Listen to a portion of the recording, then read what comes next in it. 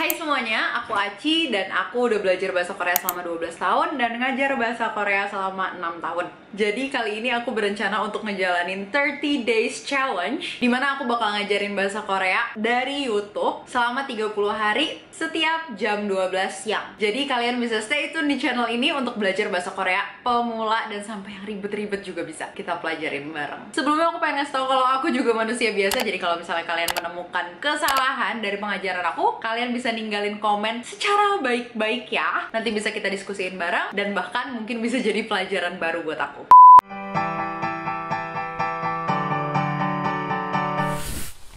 Jadi gimana guys, dari belajar kemarin-kemarin ini udah mulai mabok belum? Jangan mabok dulu, ini baru video ke-6. Jadi gini, hari ini kita bakalan belajar bikin kalimat bahasa Korea pakai kata sifat. Plus aku mau nambahin, aku lupa juga ngajarin kemarin untuk ngebikin kalimat atau kata tunjuk. Itu simpel banget sebenarnya, jadi sekalian aja hari ini kita pelajarin. Nah, jadi kalau misalnya kita mau bikin kalimat pakai kata sifat, sebenarnya kita nggak membutuhkan objek partikel. Contohnya jadinya langsung aja abis subjek langsung kata sifatnya kayak gitu. Misalnya, 언니가 예뻐요 atau 언니는 예뻐요.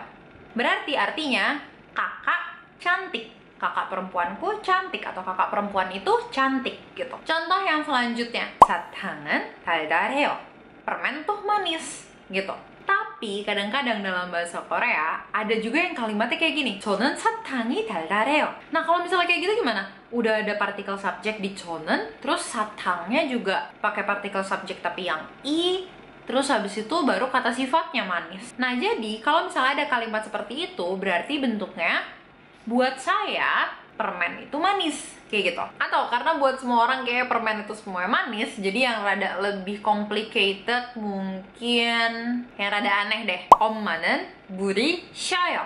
엄마는 물이 셔요. Mama air asam. Maksudnya gimana sih? Jadi kalau misalnya ada kalimat seperti itu, berarti buat mama air tuh asem kayak gitu. Sering nggak sih kalimat kayak gini muncul? Sebenarnya nggak sering-sering banget, tapi kata yang sering muncul itu adalah 좋다 atau 싫다. Jadi ada kata 좋다 sama 싫다 kan. 좋다 itu artinya ada 3, bisa bagus, bisa oke, kayak menyetujui sesuatu gitu, oke gitu, jadi 좋아 kayak gitu.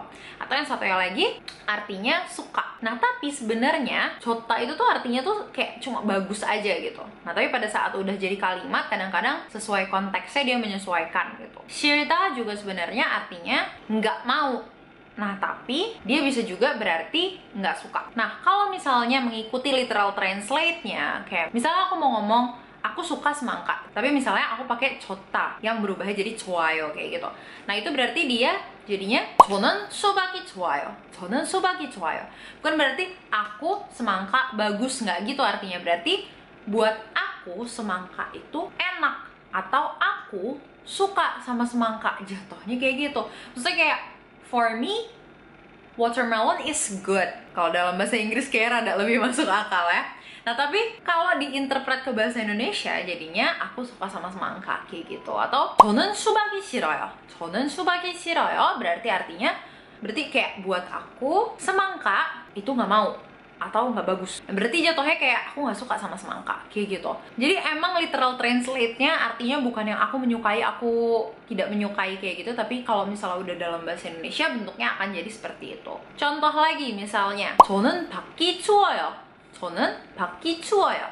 Itu berarti aku luar dingin. Berarti maksudnya apa? Buat aku di luar dingin, atau buat aku posisi di luar atau keadaan di luar itu tuh dingin buat aku kayak gitu. Jadi kalau misalnya ada 2 subjek di dalam satu kalimat yang berakhiran kata sifat, subjeknya itu bisa yang depannya pakai nen, terus habis itu yang satunya pakai iga, atau dibalik bisa jadi kayak iga terus enen juga boleh, tapi biasa lebih sering enen terus habis itu iga sih ya. Partikel subjeknya nih maksudnya yang aku bahas. Tapi kalau misalnya akhirannya kata sifat, nggak bisa pakai ere, oke? Kalau kalian bingung mau bikin contoh kalimat pakai kata sifat kayak gimana, kalian bisa nge-google, udah banyak banget, kayak cari aja adjective in Korean atau basic adjectives in Korean, nanti pasti bakalan keluar. Nah, sekarang kita masuk ke materi selanjutnya yang aku kemarin lupa ajarin, yaitu kata tunjuk. Ini tuh gampang banget. Dia ada versi formal dan ada versi informal juga sama. Kalau misalnya versi formal, rumusnya kayak gini.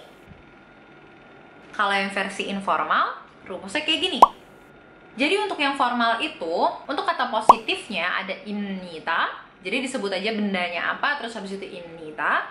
Untuk yang positif tapi kata tanya, jadi tinggal bendanya apa, terus habis itu langsung imnika gitu. Nah kalau untuk yang versi negatif, kalau misalnya nounnya itu berakhiran konsonan, berarti pakainya i terus animnita. Tapi kalau misalnya nounnya itu berakhiran vokal, berarti pakainya ga, terus animnita. Nah, tapi kalau misalnya kalimatnya itu negatif, tapi kata tanya, berarti jadinya kalau konsonan itu pakainya yang i, terus habis itu animnika. Tapi kalau misalnya nounnya itu berakhiran vokal, pakainya ga, terus habis itu animnika gitu ya. Aturannya sama ya, kalau misalnya formal ini dipakainya biasanya di meeting, ngomong sama orang yang kita hormati banget kayak dosen kah, atau sama bos kita, atau lagi presentasi, kayak gitu bisa pakai yang ini. Contoh beberapa kalimat misalnya, ini depan aku ada kamera, berarti kamera bahasa Korea kamera. Kamera, kamera kah 아닙니다. Itu versi negatifnya. Versi positifnya kamera입니다. Yang versi tanyanya kamera입니까? Terus misalnya profesi aku deh, 선생님, guru, ya kan? 선생님입니다. 선생님입니다.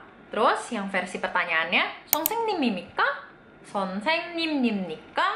Rada susah ya? 선생님입니까? Versi negatifnya, 선생님이 아닙니다. 선생님이 아닙니까? Gitu. Udah ngerti belum? Aku deg-degan ngajar di YouTube kayak gini. Oke, terus yang versi informal. Versi informalnya tadi rumusnya juga udah aku kasih, bisa dicatat sama kalian. Jadi kalau yang informal itu untuk konsonan sama vokal, walaupun positif tetap ada perbedaannya. Jadi kalau misalnya yang positif tapi nounnya itu berakhiran huruf vokal, berarti pakainya ye, yo. Ye, yo ya. Ye. Nah, tapi kalau positif nounnya itu berakhiran konsonan i, e, yo. Diperhatiin, yang satu y, yang satunya lagi e doang. I, e, yo. Dibacanya sih ieo aja, ieo juga. Tapi beda ya, ieo sama ieo. Harus diperhatikan karena suka banyak yang salah. Nah, untuk yang positif tapi nanya tinggal tambahin tanda tanya aja, aturannya sama. Kalau yang negatif sama tadi dipilih i atau ga. Kalau misalnya dia nounnya berakhiran konsonan berarti pakainya yang i, kalau yang berakhiran vokal pakainya yang ga. Terus langsung aja tambahin 아니에요. 아니에요. Oke? Bukan y ya. 아니에요. 아니에요 gitu. Contoh kata-katanya masih pakai yang sama aja ya kayak tadi. kamera. Jadinya 카메라예요. 카메라예요. 카메라가 아니에요. 카메라예요.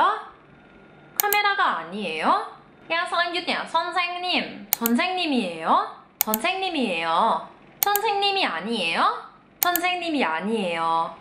Nah, jadi karena nggak ada perbedaan antara rumusnya nih, dan cuma dikasih tanda tanya aja untuk yang kalimat tanya, pastiin nada kalian bener ya, kayak yang tadi aku udah bantu bacain. Oke? Aku bakal kasih beberapa contoh lagi untuk yang kata informalnya. Kenapa? Karena kata informal itu lebih sering dipakai. Jadi, yang pertama, 시계. 시계. 시계예요? 시계예요. 시계가 아니에요. 시계가 아니에요. 구두. 구두예요. 구두가 아니에요. 구두가 아니에요. Yang selanjutnya rada beda nih ya. 한국 사람 atau 한국인. 한국인이 아니에요. 한국인이에요. 한국 사람 아니에요. 한국 사람이에요. 인도네시아 사람이에요? 네, 인도네시아 사람이에요. 아, 한국인이 아니에요? 한국인이 아니에요. 인도네시아 사람이에요. Gimana? Udah ngerti belum? Semoga aja video kali ini walaupun rada singkat kayak dibanding sama video-video sebelumnya bisa ngebantu kalian banget dan kalian tetap semangat belajarnya ya. Kalau kalian pengen belajar bahasa Korea yang lebih lengkap dan lebih eksklusif, langsung live aja di AKA Language Class. Aku langsung cantumin di sini. Di link di bio Instagram itu ada tempat pendaftarannya juga. Langsung ke Google Form AKA Language Class dan daftar les bareng sama kita. Yuk, di situ semua materinya aku yang bikin dan guru-gurunya juga udah di-training untuk menggunakan materi tersebut. Makasih udah nonton sampai akhir ya. Semangat terus belajarnya. Dari Topayo. Annyeong.